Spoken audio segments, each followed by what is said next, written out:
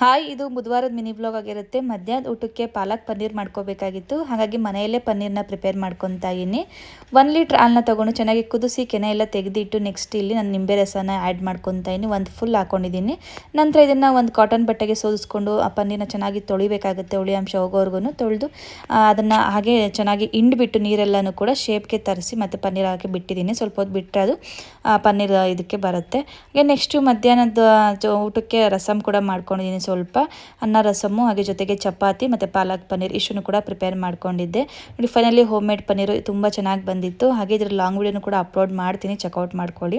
Full recipe ಬೇಕು ಅಂತಂದರೆ ಮಧ್ಯದ ಊಟ ಎಲ್ಲ ಮುಗಿಸ್ಕೊಂಡು ನಾಳೆ ಗುರುವಾರ ಆಗಿರೋದ್ರಿಂದ ಗುರುಪೌರ್ಣಮಿ ಕೂಡ ಇತ್ತಲ್ವ, ಹಾಗಾಗಿ ಹಿಂದಿನ ದಿನ ದೇವ್ರ ಮನೆಯೆಲ್ಲ ಕೂಡ ಕ್ಲೀನ್ ಮಾಡಿಕೊಂಡು ಇಟ್ಕೊಳ್ಳೋಣ ಅಂತ ಅಂದ್ಬಿಟ್ಟು ಆ ಕೆಲಸನೂ ಕೂಡ ಮುಗಿಸ್ಕೊತಾ ಇದ್ದೀನಿ.